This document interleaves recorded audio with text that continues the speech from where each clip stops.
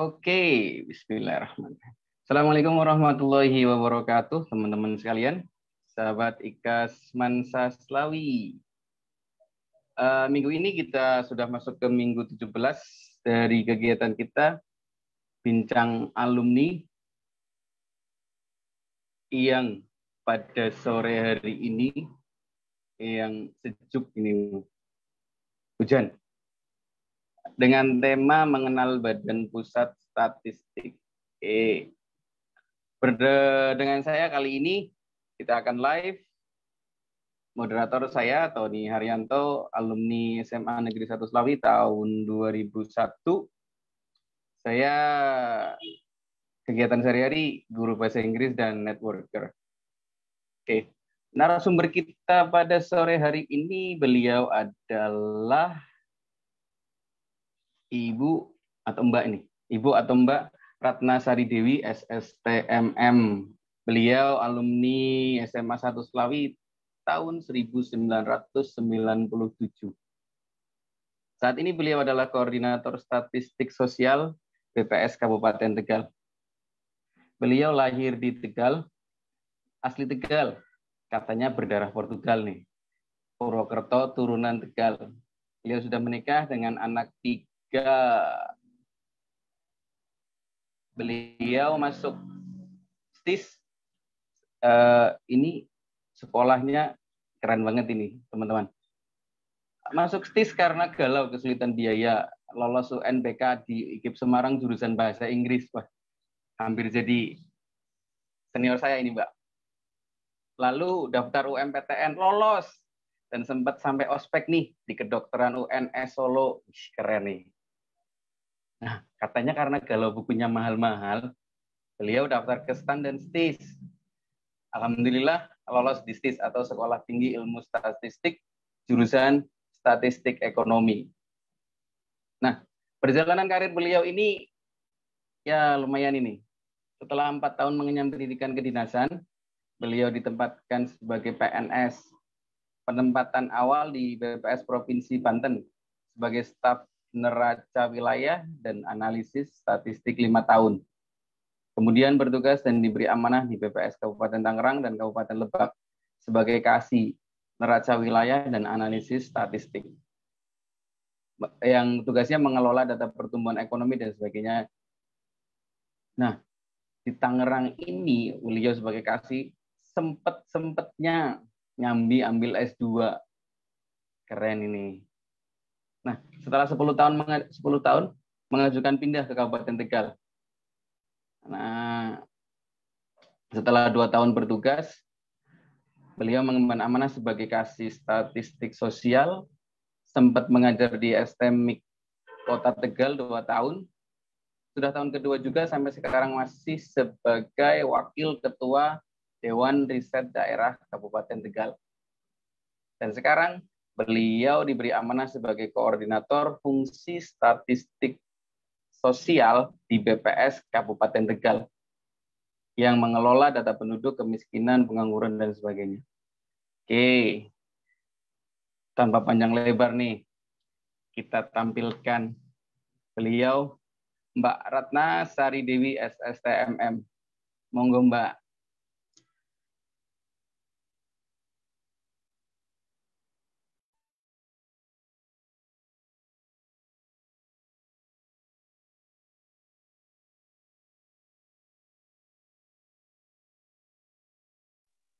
Mbak Ratna, mic-nya Mbak, dibuka Mbak.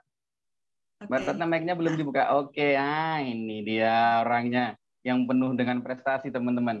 Monggo Mbak. Assalamualaikum warahmatullahi wabarakatuh.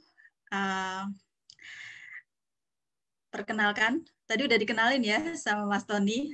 Mudah-mudahan di kesempatan ini kita sebagai alumnus SMA 1 Slawi bisa mengenalkan BPS ke teman-teman alumnus SMA 1 Slawi dan juga adik-adik di SMA 1 Slawi, juga sahabat statistik semua dan seluruh follower Facebook ini ya, Semansa ya, grup Semansa Slawi ya. Untuk mengawali, bisa saya minta tolong tayangkan video tentang BPS, Mas Tony.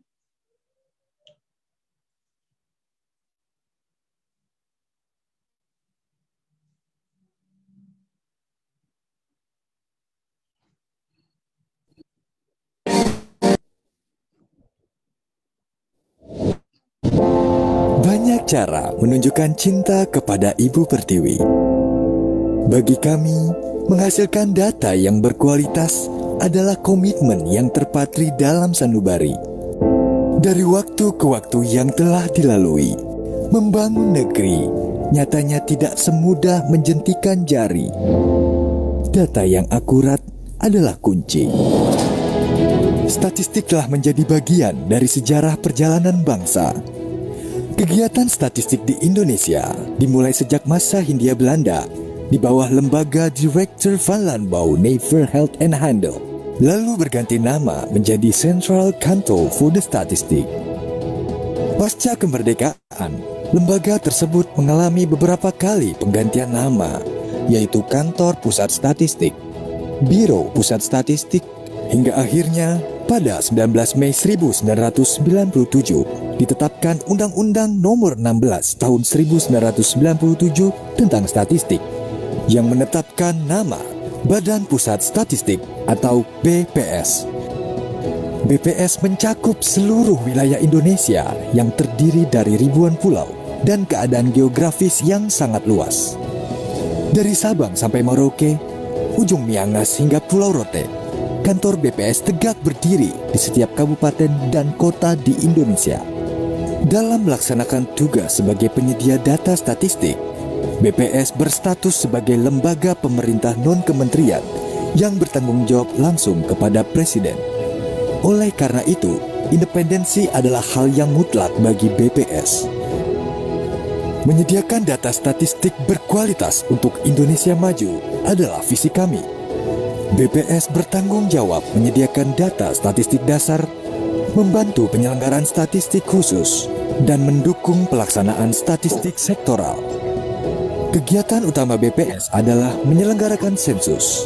3 sensus yang diselenggarakan oleh BPS, yaitu sensus penduduk pada tahun berakhiran 0, sensus pertanian pada tahun berakhiran 3, dan sensus ekonomi pada tahun berakhiran 6. Selain itu, BPS juga melakukan ratusan survei rutin untuk mendukung ketersediaan data khusus. Survei yang dilakukan di BPS antara lain survei sosial ekonomi nasional, survei angkatan kerja nasional, pendataan potensi desa, pendataan kerangka sampel area, survei ongkos usaha tani, survei pertanian antar sensus, survei biaya hidup, dan survei-survei lainnya. Dalam melakukan pengumpulan data di lapangan, BPS menggunakan metode wawancara secara tatap muka atau pengisian secara mandiri oleh responden. Keamanan data yang telah diperoleh menjadi prioritas utama BPS. Setiap data yang diperoleh dari responden dijaga kerahasiaannya dan dijamin oleh undang-undang. Data kemudian ditabulasikan, diolah, dianalisis, dan dipublikasikan tepat waktu untuk digunakan pada berbagai keperluan. BPS diperkuat oleh lebih dari 16.000 pegawai yang tersebar di 34 kantor BPS provinsi dan 514 kantor BPS kabupaten atau kota di seluruh Indonesia. Selain itu, BPS dibantu oleh tenaga mitra statistik terlatih yang berlandaskan pada nilai inti, profesional, integritas, amanah. BPS juga turut melakukan pendidikan dan pelatihan statistik. Politeknik Statistika (STIS) adalah perguruan tinggi kedinasan yang dikelola untuk mencetak generasi unggul di bidang perstatistikan dan mampu bersaing secara nasional maupun internasional. Muatan kurikulum yang diajarkan berbeda dengan universitas lain karena terdapat mata kuliah ofisial statistik. BPS juga memiliki pusat pendidikan dan pelatihan sebagai wadah pengembangan SDM baik di bidang statistik maupun komunikasi, public speaking, kepemimpinan, dan lain-lain. Pusdiklat BPS tak hanya berfokus pada pengembangan SDM BPS, tetapi juga terbuka dalam hal pengembangan kompetensi fungsional statistisi, pranata komputer, dan statistik sektoral. Kepercayaan pemerintah, masyarakat, hingga dunia internasional adalah pelecut semangat bagi BPS untuk terus menghasilkan data yang up-to-date dan akurat. Partisipasi aktif masyarakat dalam mendukung ketersediaan data statistik di Indonesia, berpartisipasi aktif dan memberikan jawaban yang jujur sebagai responden adalah motivasi kami untuk tidak pernah berhenti melayani dengan hati.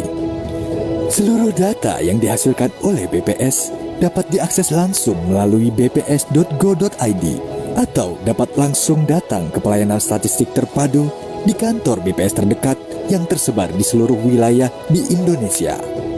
BPS akan terus menyediakan data statistik yang akurat, handal, terpercaya, karena data mencerdaskan bangsa.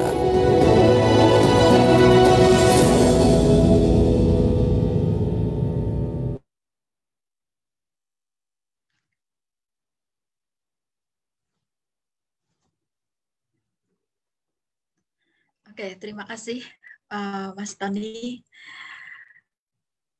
Sebelum kita membahas terkait BPS, saya flashback dulu terkait dengan SMA Negeri 1 Selawi. Ya, saya bersyukur, alhamdulillahirobbilalamin, saya dilahirkan dari SMA 1 Selawi, sebuah lingkungan sekolah yang sangat bagus, dan saya bersyukur juga dikelilingi orang-orang yang baik.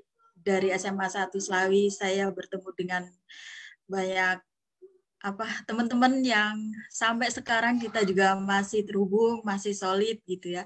Dari kelas 1 sampai kelas 3 SMA kita masih solid di grup. Kita di kelas 1F ada namanya grup Fulis. Kalau kelas 1F namanya Fulis. Nah, itu sangat menjadi kenangan. Kemudian kelas 3-nya kita masuk di IPA 2 ya. Tapi Fulis akan selalu ada di hati. Untuk teman-teman Fulis, semoga kita selalu solid. Gitu. Oke, langsung ke BPS ya, Mas Tony ya.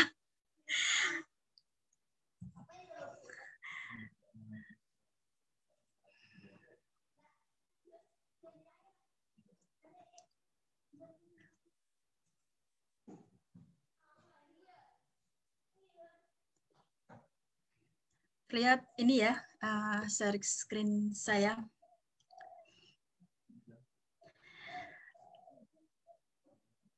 Alhamdulillah juga dalam hidup saya diberi kesempatan oleh Allah Subhanahu wa Ta'ala untuk bisa berkarya, berkontribusi ke negeri ini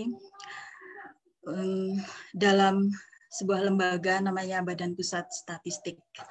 Dari Badan Pusat Statistik kita juga bisa banyak melihat, mendengar, dan akhirnya bersyukur bahwa kita mendapatkan nikmat Allah yang tak terhingga gitu. Dan kita juga bisa berkontribusi untuk ikut mensejahterakan masyarakat.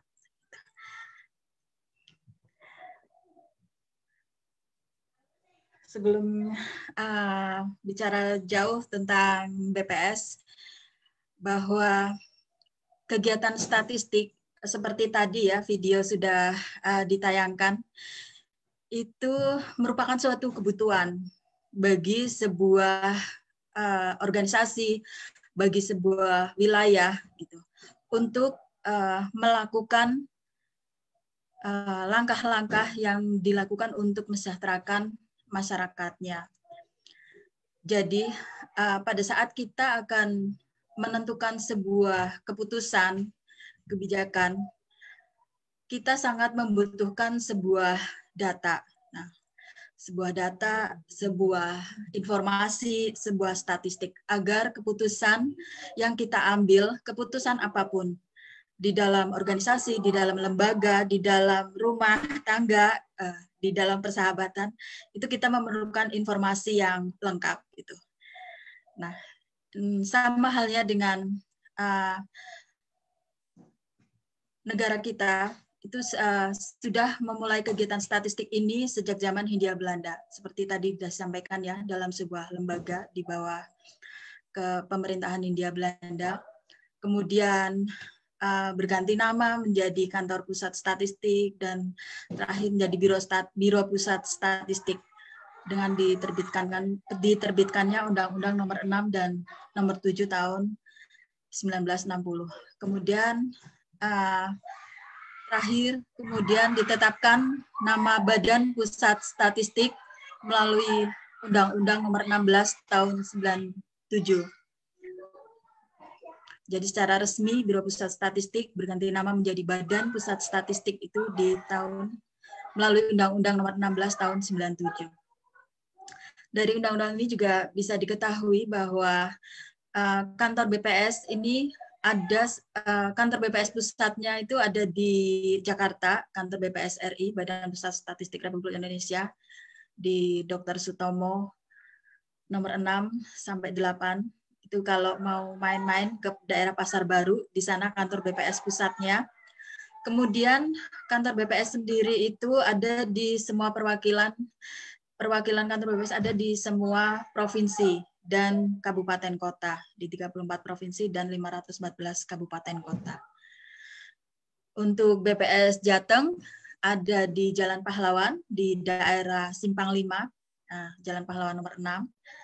Kemudian untuk kantor BPS Kabupaten Tegal sendiri, ada di Jalan Ade Irma Suryani, daerah Alun-Alun Hanggawana, dekat KPU gitu ya.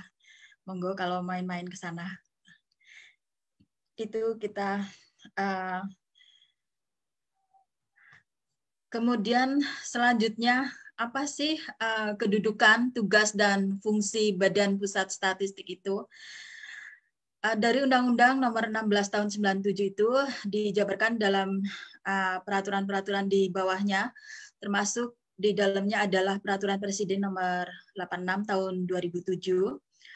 Jadi BPS itu adalah sebuah lembaga pemerintah non-kementerian yang bertanggung jawab langsung kepada Presiden. Kemudian BPS sendiri secara khusus memiliki fungsi penting sebagai lembaga yang menyelenggarakan kegiatan statistik seperti survei, kemudian sensus, gitu. Dan survei-survei ini survei-survei yang dilaksanakan secara nasional, gitu ya. Kemudian jadi lembaga pemerintah yang menyelenggarakan kegiatan statistik sensus ya Badan Pusat Statistik itu. Kemudian sebagai lembaga non-kementerian, kedudukan BPS terhadap lembaga pemerintah atau kementerian lain adalah independen.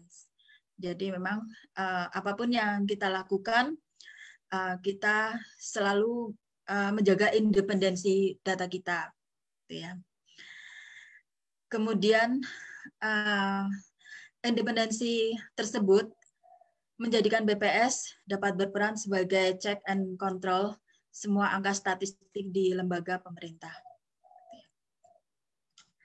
Nah, ini independensi BPS bisa terlihat dari beberapa output BPS. Misalnya pada saat kita merilis angka kemiskinan ya, angka kemiskinan makro itu. Kalau memang turun, maka kita katakan turun. Kalau memang naik, kita katakan naik. Kita rilis, kita sampaikan ke publik itu naik. Seperti tahun 97 itu, kemiskinan kita mencapai tinggi ya, mencapai 24% gitu, secara nasional gitu. Kemudian sampai sekarang dan terakhir kemarin sudah masuk ke 1 digit ya, di angka 9%.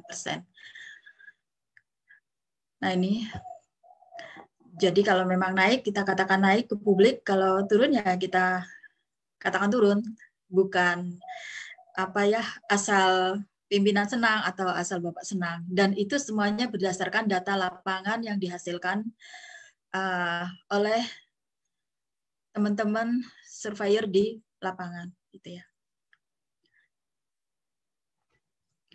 Sama juga dengan terkait dengan data inflasi ya, data perubahan harga. Itu kalau memang naik ya kita sampaikan ke publik naik, kalau memang inflasinya terkendali, ya kita sampaikan bahwa inflasi pada tahun tersebut terkendali. Tentunya dengan penjelasan-penjelasan dan analisis yang disampaikan melalui publikasi resmi, melalui berita resmi, statistik yang selalu disampaikan oleh BPS melalui website-nya.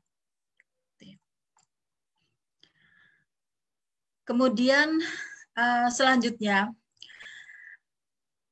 output BPS sendiri, kita tidak bisa bergerak sendiri, karena memang output kita itu dimonitor oleh banyak pihak. Jadi sesuai dengan Undang-Undang Nomor 16 Tahun 97 itu pemerintah membentuk Forum Masyarakat Statistik yang bertugas untuk memberikan saran dan pertimbangan di bidang statistik kepada BPS. Nah itu ya, jadi output yang kita hasilkan, data-data yang kita hasilkan, itu selalu dimonitor oleh Forum Masyarakat Statistik ini. Forum ini merupakan sebuah forum yang bersifat non-struktural dan independen, yang anggotanya terdiri dari pemerintah, pakar, praktisi, dan tokoh masyarakat. Gitu. Jadi mereka selalu mencermati dan memonitor tentang tata kelola, metodologi, bahkan output dan analisis yang kita hasilkan di setiap kegiatan BPS, setiap output BPS. Kemudian kegiatan BPS sendiri itu, dia juga BPS tidak berdiri sendiri sebagai sebuah lembaga. Kita juga di setiap tahun melaporkan hasil sensus, hasil survei yang kita lakukan, output yang kita hasilkan di BPS itu pada sidang tahunan Komisi Statistik PBB. Gitu ya. Jadi memang kita selalu menyampaikan, melaporkan apa-apa yang dihasilkan oleh BPS itu dalam sidang tahunan Komisi Statistik PBB, dan itu memang dimonitor oleh lembaga internasional tersebut. Di era keterbukaan informasi sekarang pun, masyarakat juga menjadi kontrol bagi BPS dalam menghasilkan data yang berkualitas. Jadi, era keterbukaan informasi ini, apapun masukan dari masyarakat, dari publik, terkait data, terkait output yang kita hasilkan, menjadi evaluasi bagi kami untuk terus menghasilkan data yang berkualitas. Kemudian kegiatan BPS sendiri, tadi sudah disampaikan, selain survei-survei yang dilakukan tiap bulan, kemudian ada yang mingguan, ada yang 2 mingguan, ada yang bulanan, ada yang triwulanan, bahkan ada yang semesteran, juga tahunan. Gitu. Jadi survei BPS itu nggak hanya 1-2, tapi ribuan survei ya. Itu ada yang harian gitu, ada yang mingguan, maaf, ada yang mingguan, ada yang 2 mingguan, ada yang bulanan, ada yang triwulanan, ada yang semesteran kayak gitu. Bahkan ada yang tahunan. Ada banyak sekali survei yang dihasilkan oleh BPS untuk perencanaan pusat, gitu, perencanaan dari pemerintah pusat. Kemudian untuk sensus, sesuai dengan Undang-Undang Nomor 16 Tahun 97, BPS melaksanakan sensus yang dilaksanakan setiap 10 tahun sekali, gitu ya.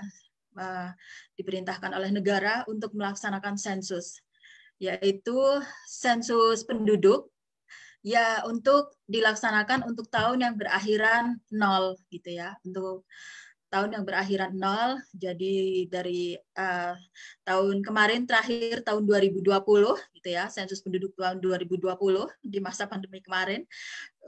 Kemudian sensus penduduk 2010, 2000 dan ke belakang gitu ya. Kemudian selain sensus penduduk, nah ini sensus penduduk yang mendata seluruh penduduk yang ada di wilayah Negara Kesatuan Republik Indonesia. Kemudian sensus pertanian, ya, itu dilaksanakan pada tahun yang berakhiran 3. Terakhir kemarin berarti 2013 ya, 2013, 2003 gitu. 93 dan seterusnya. Jadi mendata seluruh usaha pertanian gitu ya, yang ada di wilayah Negara Kesatuan Republik Indonesia. Bagaimana karakteristiknya, siapa yang berusaha di bidang pertanian dan sebagainya. Rumah tangga pertanian di sebuah wilayah ada berapa. Itu kita data setiap 10 tahun sekali adanya di sensus pertanian. Gitu ya. Kemudian selanjutnya adalah sensus ekonomi gitu ya. Ada 3 sensus, tadi sensus penduduk, sensus pertanian, dan terakhir ini sensus ekonomi. Sensus ekonomi dilaksanakan pada tahun berakhiran 6. Jadi 10 tahun sekali itu sensus ekonomi dilaksanakan. Terakhir kemarin berarti 2016, kemudian 2006, kemudian 96 dan seterusnya. Di sensus ekonomi ini mendata seluruh usaha ekonomi di luar usaha pertanian gitu ya. Jadi bagaimana karakteristiknya, bagaimana distribusinya dan sebagainya terkait dengan usaha ekonomi di sebuah wilayah sampai wilayah terkecil itu kita data di tahun berakhiran 6. Nanti berarti terdekat ke depan itu adalah sensus pertanian ya, nanti di 2023 kita akan melaksanakan sensus pertanian. Dan kita ini sudah mulai bersiap setelah kemarin melaksanakan sensus penduduk dan tahun ini ada sensus penduduk lanjutan ya. Kita akan mendata lebih detail terkait dengan karakteristik penduduknya untuk memenuhi beberapa output dari SDGs. Kemudian ini nanti di 2023 kita juga akan melakukan sensus namanya sensus pertanian. Kita akan mendata seluruh usaha pertanian yang ada di seluruh wilayah di Negara Kesatuan Republik Indonesia ini. Kemudian, nah ini salah satu contoh hasil sensus ya. Kemarin ini hasil SP 2020. Berbagai macam karakteristik ada di sini. Salah satu yang bisa ditampilkan dari SP 2020 ternyata di Kabupaten Tegal ini terdapat 1,59 juta jiwa itu ya penduduk Kabupaten Tegal. Itu hasil sensus penduduk 2020. Kemudian sebagian besar itu penduduk Kabupaten Tegal itu ada di generasi milenial. Generasinya Pak Wabub ya, Pak Ardian, Pak Ardi, Pak Sabilillah Ardi ya. Pak Wabub itu di generasi milenial 26,66%. Kemudian dilanjutkan dengan generasi Z, generasi X, kemudian baby boom, post generasi Z, kemudian baby boom dan pre-boomer ya. Kalau kayak saya berarti masuknya di generasi X ya. Mas Tony mungkin masuknya di generasi ini nih, milenial ya, mungkin ya, Mas Tony ya. Generasi milenial itu ke digital lebih ya, concern ya. Nah, kemudian kita akan bahas satu-satu jenis statistik. Statistik itu jenisnya apa aja sih, gitu kan? Nah, ini statistik itu sendiri terbagi menjadi 3 jenis, yaitu ada statistik dasar, statistik sektoral, dan statistik khusus, gitu ya. Yang statistik dasar merupakan statistik yang pemanfaatannya ditujukan untuk keperluan yang bersifat luas, baik bagi pemerintah maupun masyarakat, yang memiliki ciri-ciri lintas sektoral, berskala nasional maupun regional, kemudian makro, dan yang menyelenggarakannya menjadi tanggung jawab BPS. Ini statistik dasar. Nah, apa-apa saja sih yang dikerjakan oleh BPS? Nah, ini di statistik dasar ini menjadi tanggung jawab BPS. Dengan melakukan beberapa survei dan sensus ini, maka dihasilkan statistik dasar. Contohnya, angka pertumbuhan ekonomi, gitu ya. Berapa sih pertumbuhan ekonomi Kabupaten Tegal, gitu kan? Oh ya, ini karena COVID kemarin akhirnya ada kita terkontraksi sampai minus 1,4 kayak gitu dan sebagainya. Padahal tahun-tahun kemarin kita bertengger di angka 5%. Kemudian angka kemiskinan, angka makro ya, makro kemiskinan berapa persen penduduk Kabupaten Tegal. yang berada di bawah garis kemiskinan, kemudian juga angka pengangguran, itu statistik dasar. Kemudian juga kita menghasilkan angka kualitas hidup manusia, indeks pembangunan manusia. Nah, itu beberapa statistik dasar. Dan banyak lagi statistik dasar yang dihasilkan oleh BPS dan menjadi tanggung jawab BPS untuk perencanaan pemerintah, gitu ya, khususnya pemerintah pusat. Kemudian statistik sektoral. Nah, ini statistik yang pemanfaatannya untuk memenuhi kebutuhan instansi tertentu dalam rangka penyelenggaraan tugas-tugas pemerintahan dan pembangunan yang merupakan tugas pokok instansi yang bersangkutan.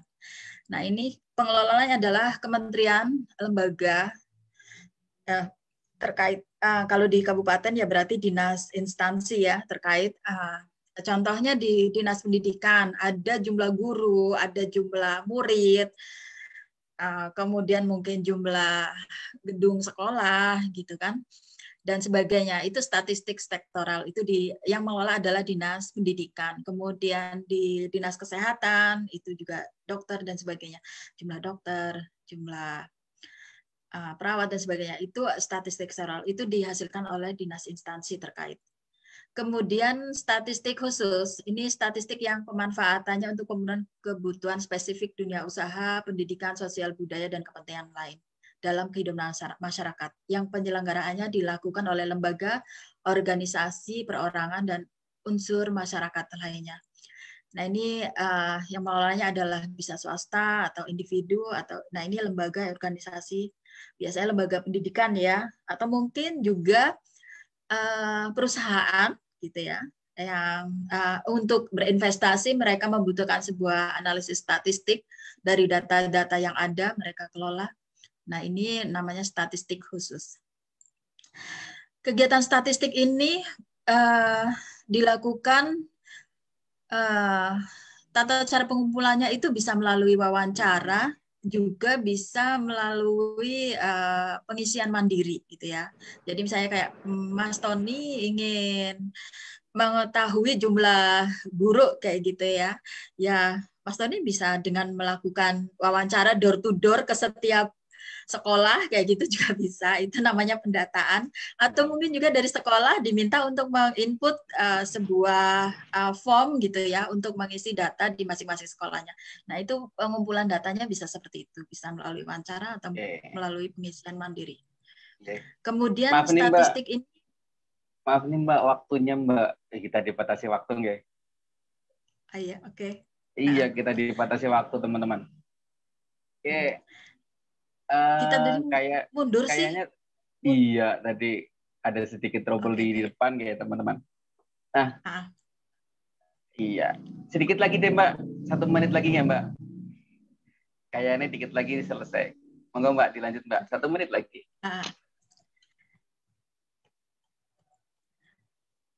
Oke deh. Kemudian BPS sendiri dalam melakukan kegiatannya merujuk pada proses bisnis ini merujuk pada generic statistical business process model. Jadi ada rangkaian untuk menghasilkan kualitas data ini. Dari kita merangkum kebutuhan dari publik itu seperti apa, kebutuhan dari pemerintah apa, di spesifikasinya, kemudian kita tentukan, kemudian kita desain, kita rancang dari kuesionernya sampai dengan nanti analisisnya, diseminasinya seperti apa, kemudian kita bangun sistemnya, kemudian baru kita lakukan pendataan. Pada saat pendataan juga kita selalu melakukan pelatihan dulu untuk menyamakan konsep dan definisi. Kemudian kita input, kita validasi, konfirmasi, analisis, dan kemudian kita diseminasikan ke publik. Dari hasil diseminasi itu kita juga ada evaluasi untuk perbaikan kualitas data berikutnya. Itu ya. Kemudian terkait dengan kegiatan statistik ya. Jadi sampai dengan saat ini karena kebutuhan data statistik dan memang ada perbedaan ya antar instansi, antar lembaga, ada ada misalnya angka penduduk menurut Dukcapil, angka penduduk menurut statistik gitu kan. Nah, itu ada perbedaan-perbedaan data tersebut, maka muncullah ditetapkan Perpres nomor 39 tahun 2019 tentang Satu Data Indonesia. Harapannya dengan Satu Data ini perencanaan bisa lebih fokus, lebih baik karena data yang digunakan hanya satu. Jadi proses ini sudah dengan terbitnya Perpres nomor 39 ini sudah mulai juga dilaksanakan sampai dengan di level kabupaten, itu ya. Jadi untuk pembina statistiknya adalah BPS, kemudian wali datanya nanti ada di Diskominfo Kabupaten Tegal, kemudian ketuanya nanti ada namanya Forum Data, itu adalah di Bapeda, gitu ya, dengan pengarah bupati, gitu ya, untuk data statistik pembina statistik. Nah, itu kemudian kemudian selanjutnya, nah ini nanti endingnya adalah seperti ini. Jadi tidak ada lagi carut marut data ini menurut ini, data orang miskin menurut di dinas ini, kemudian data pendidikan menurut dinas ini, dan sebagainya. Harapannya adalah nanti ada dalam satu integrasi data ya, satu portal data, Satu Data Indonesia. Jadi semua data menjadi satu gitu, nggak ada yang menurut ini, menurut itu, semuanya datanya satu. Keputusannya juga menjadi lebih fokus dan lebih tepat sasaran, gitu ya. Tapi untuk menuju ke sini itu tidak mudah, dan ini butuh effort yang cukup besar ya, cukup tinggi juga gitu untuk menyatukan data ini, gitu ya. Kemudian di BPS sendiri untuk peningkatan kualitas data kita terkait dengan teknologi informasi,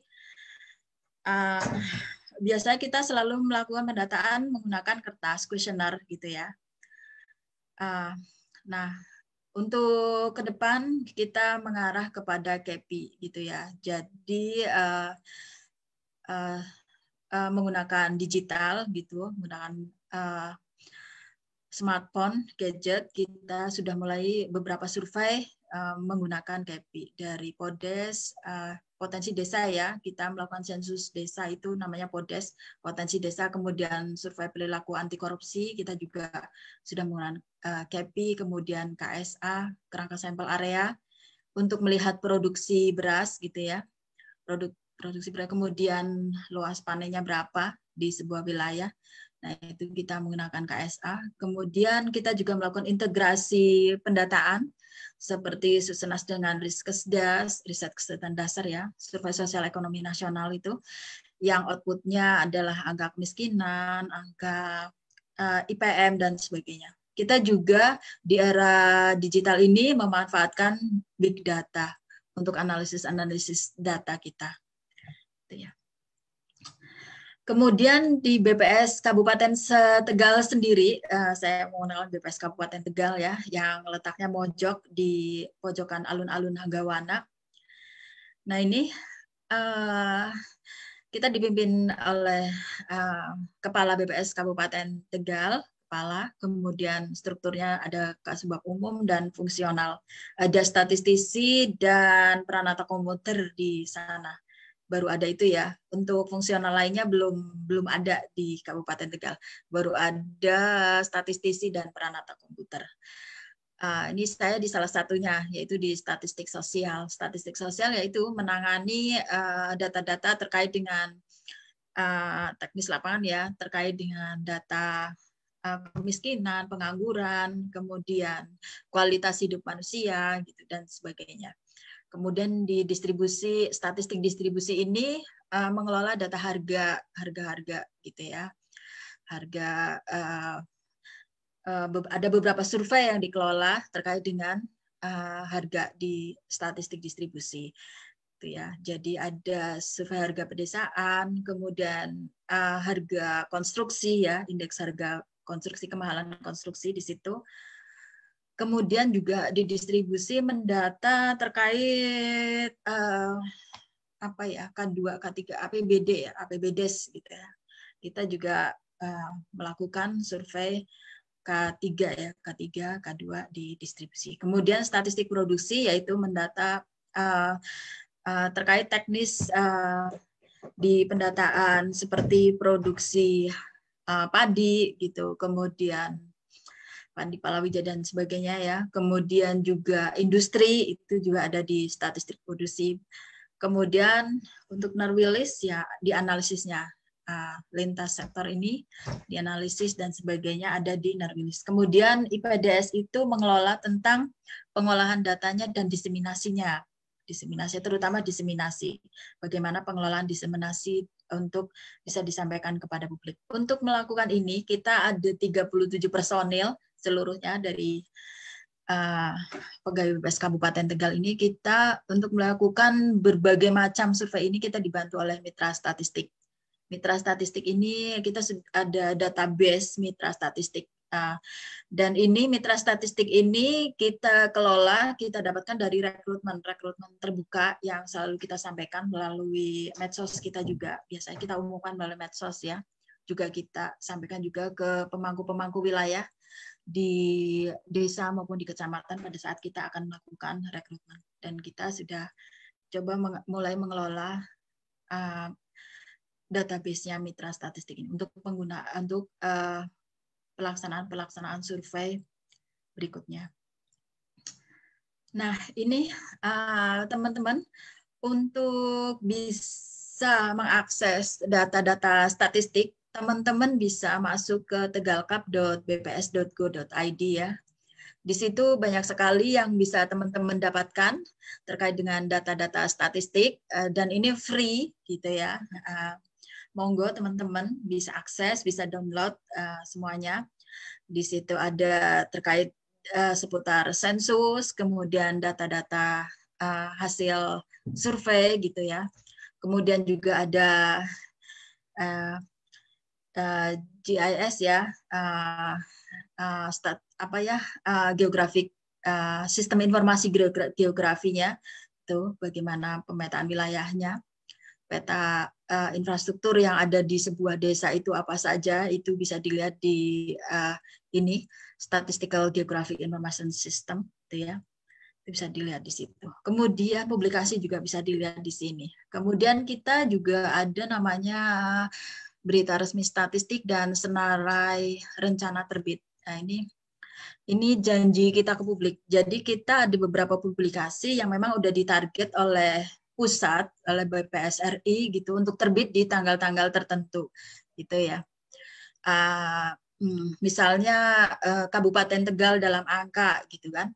Nah, itu tanggalnya itu sudah ditentukan oleh BPS RI bahwa seluruh Indonesia harus serentak terbit di bulan Februari di tanggal 26 kayak gitu. Nah, itu maka semuanya harus mengikuti itu. Kalau seandainya tidak bisa terbit di tanggal tersebut, maka BPS Kabupaten, Kota, atau Provinsi harus membuat pernyataan ke publik bahwa data tersebut tidak bisa ditampilkan di tanggal tersebut. Kayak gitu. Jadi kayak janji BPS terhadap publik. Juga beberapa publikasi lain yang ditentukan oleh BPS RI. Ya. Statistik kesehatan sosial dan sebagainya.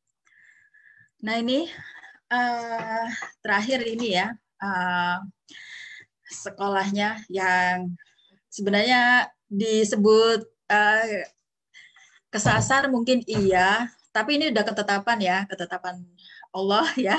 Saya masuk ke STIS gitu ya. Alhamdulillah di kampus ini saya bisa belajar tentang kedisiplinan gitu ya. Dulu tahun saya berarti 97 ya.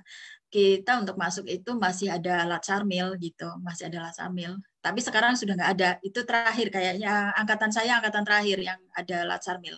Kita dilatih oleh Kopassus Rindam Jaya waktu itu di CMPA sebelum masuk ke dunia pendidikan. Nah itu. Tapi setelah saya 98 kayaknya sudah nggak ada lagi sampai sekarang. Kemudian sekolah tinggi statistik ini ada Ada sekarang ini Poltek ini ada D3, D4 gitu ya, D3 dan D4 gitu. D3-nya sendiri untuk lulusan D3 ini nantinya lulus langsung menjadi ASN golongan 2C. Kemudian kalau D4-nya ASN golongan 3A gitu ya. Kemudian jurusannya itu ada statistik ekonomi, statistik kependudukan ya, sosial gitu. Kemudian ada juga komputasi. Nah, ini ada beberapa jurusan di Sekolah Tinggi Ilmu Statistik. Sekolah Tinggi Ilmu Statistik ini sendiri merupakan salah satu sekolah kedinasan gitu ya. Kalau nggak salah biaya pendaftarannya terakhir kemarin 300-an, kalau nggak salah 300.000 gitu. Setelah itu ya udah, namanya sekolah tinggi kedinasan ya kita nggak mengeluarkan biaya apapun gitu ya, free ya. Semuanya ditanggung oleh negara kayak gitu. Kemudian setahu saya terakhir itu memang masih ada uang saku gitu ya. Jadi kita di sana selain nggak bayar, kita diberi uang saku tunjangan ikatan dinas dulu gitu ya. Tapi setahu saya setelah 2019 apa 2018 itu tunjangan ikatan dinasnya kalau tidak salah itu sudah tidak ada lagi gitu. Tapi tetap tidak ada uang perkuliahan, maksudnya tidak ada pembayaran gitu. Tetap free, bebas dari biaya pendidikannya. Karena memang sekolah kedinasan ya di bawah BPS.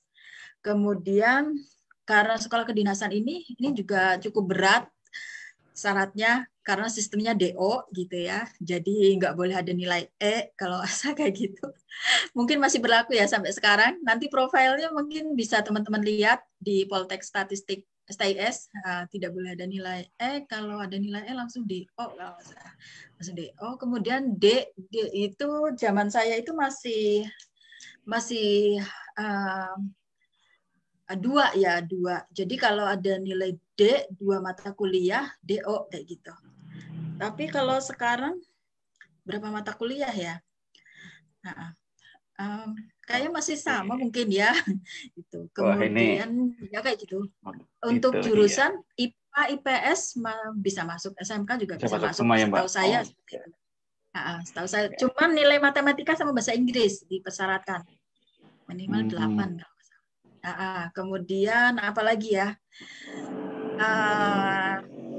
tes ada beberapa tahapan, ada tes tertulis, tes wawancara, tes kesehatan, kayak gitu ya.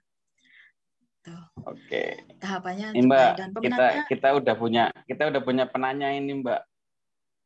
Oh iya. Ya. Nah ini untuk menghubungi BPS Kabupaten Tegal bisa di sini ya. Kita punya 4 penanya ya, Mbak ya. Saya mau dijawab satu persatu atau mau di list dulu, di daftar dulu? Iya. Ya, yang pertama ini dari Mas Yulistia Adinugraha, nanya, kenapa KBLI yang dipakai saat ini 2020? Namun, di sistem perizinan masih menggunakan 2017, baik sistem OSS dan Kemenkumham. Apa perbedaan mendasar KBLI 2017 dan 2020?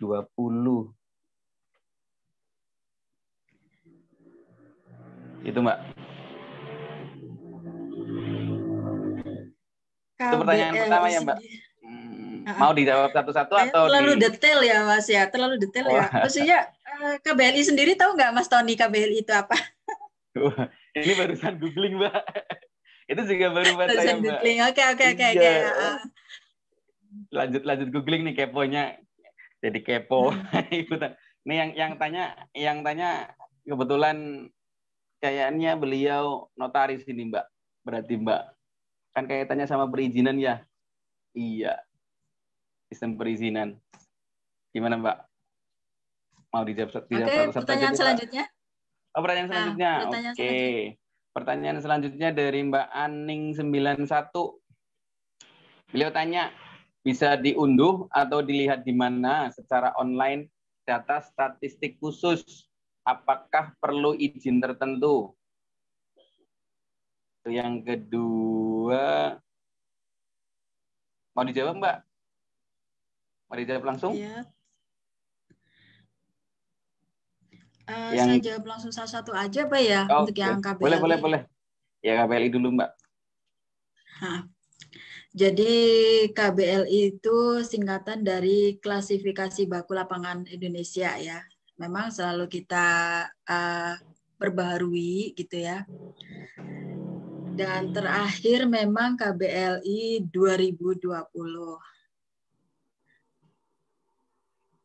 Untuk sistem OSS dan Kemenkumham, di sistem itu masih menggunakan untuk perbedaan dasar terkait dengan sistem OSS dan Kemenkumham ini, mungkin nanti perbedaan KBLI-nya langsung Mbak. Yang ditanyakan perbedaan mendasar KBLI perbedaan 2017 dan 2020-nya. Mungkin nanti bisa kita langsung di ini ya, langsung personil aja atau mungkin nanti dijawab di BPS aja kayak gitu ya Mas ya.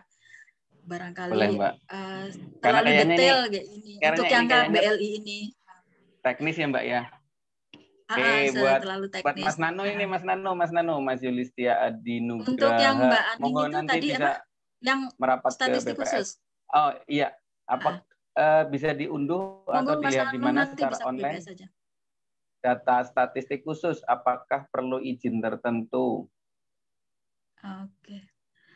Untuk statistik khusus ya, statistik khusus. Kalau di BPS itu ada statistik dasar. Untuk statistik khusus ya nanti bisa ke masing-masing dinas instansi terkait. Gitu ya. Namanya permintaan ya kalau bisa ya secara resmi ke dinas instansi terkait. Kebutuhan datanya kebutuhan data apa? Apakah data pendidikan, data kesehatan ya kalau memang membutuhkan statistik khusus ya ke dinas instansi terkait kayak gitu. Tapi kalau memang beberapa statistik dasar yang bisa kita sampaikan sampai di level kabupaten seperti pertumbuhan ekonomi, angka kemiskinan, angka pengangguran dengan berbagai macam karakteristiknya. Monggo bisa langsung diunduh di tegalkap.bps.go.id. Di situ ada publikasi-publikasi yang mengulasnya gitu. Kalau enggak masuk ke tabel dinamis ya, tabel dinamis di situ juga ada tabulasinya untuk data-data statistik dasar yang diperlukan oleh Mbak Aning ya, Mbak Aning 91. Ya. Mbak Aning tadi, Mbak. Oke. Yeah. Lanjut ya, Mbak. Pertanyaan berikutnya. Ini 2 pertanyaan dari 1 orang ini, Mbak. Dari Mbak Betty Triwijayawati. Beliau katanya kami pernah diminta mengisi data jumlah penduduk melek huruf berdasarkan usia via RT RW oleh puskesmas setempat. Pertanyaannya, apakah data model seperti ini seharusnya bisa diminta langsung ke BPS tanpa langsung mendata ke masyarakat? Apalagi saat ini hampir semua penduduk sudah punya EKTP dan terekam di sistem Dukcapil. Gimana Mbak komennya Mbak? Monggo. Nah, ini kalau di BPS sendiri, angka melek hurufnya, ya angka melek huruf secara makro, Mbak. Itu. Jadi, untuk data melek huruf, di BPS ada. Namun, siapa saja yang melek huruf, itu harusnya ada di Dinas Pendidikan. Gitu. Nah, itu namanya data mikronya adanya di masing-masing Dinas Pendidikan. Gitu. Harusnya ada. Kalau di kita, data melek huruf ini kan diambil dari angka survei gitu kan. Jadi berapa persen sih di Kabupaten Tegal yang melek huruf gitu kan. Nah, itu di BPS mempublikasikan angka melek huruf. Namun siapa-siapa yang melek huruf itu datanya ada di Dinas Pendidikan. Harusnya ada di Dinas Pendidikan pendataannya. Gitu. Oke. Pertanyaan terakhir ini Mbak. Coba dikolaborasikan. Oke. Pertanyaan terakhir dari netizen ini tadi ya Mbak ya. Masih dari Mbak Betty Triwijayawati ini Mbak.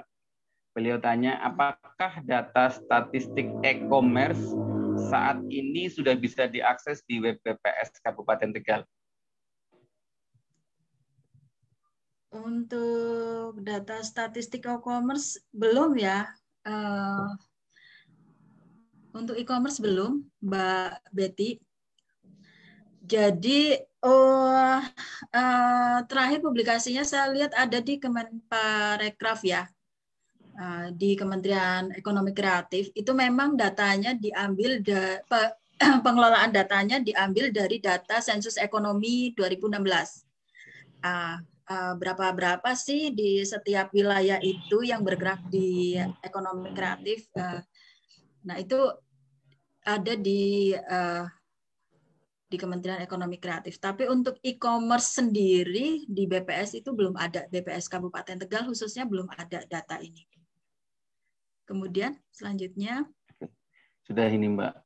Kayaknya kita dibatasi waktu juga. Mohon maaf teman-teman semua, sahabat fanpage Ika Semansa Slawi, ternyata waktu juga yang harus membatasi kebersamaan kita sore ini. Nah, Mbak, closing statement-nya Mbak untuk paparan sore ini Mbak, monggo Mbak. Jadi betapa pentingnya data ya. Saya ingin mengutip dari kata-katanya Albert Einstein ya. If I had 1 hour to save the world, I would spend 55 minutes defining the problem and only 5 minutes finding the solusi, gitu ya, solution. Jadi kalau kita punya 1 jam untuk menyelamatkan dunia, menyelamatkan masyarakat, saya akan mengelola 55 menit ini untuk kita bagaimana mengelola data-data, informasi, dan sebagainya, agar keputusan yang kita ambil dalam 5 menit itu menjadi tepat, gitu. Tepat dan fokus gitu. Maka dari itu data itu harus benar, harus jujur, gitu, harus berkualitas gitu. Saya berharap teman-teman, sahabat statistik semuanya, terutama alumnus SMA 1 Slawi, bisa ikut menjaga kualitas data gitu. Itu aja. Ada lagi, Mas? Iya. Oke, terima kasih untuk paparannya yang mudah-mudahan bermanfaat bagi kita sekalian, teman-teman. Mohon maaf bagi teman-teman lain yang kayaknya banyak pertanyaan deh kaitannya dengan BPS, berhubung waktu kita yang hanya 1 jam. Ini ternyata kita lebih dari 1 jam, teman-teman. Untuk lebih detailnya, teman-teman bisa menuliskan di kolom komentar fanpage Facebook kita di Ika Semansa Slawi. Kemudian nanti bisa dibalas sama narsum. Mudah-mudahan nanti segala pertanyaan yang teman-teman punyai kaitannya dengan tadi BPS, Badan Pusat Statistik, bisa terjawab di kolom komentar. Terima kasih teman-teman. Saya pamit undur diri. Saya Tony Haryanto. Terima kasih. Assalamualaikum warahmatullahi wabarakatuh.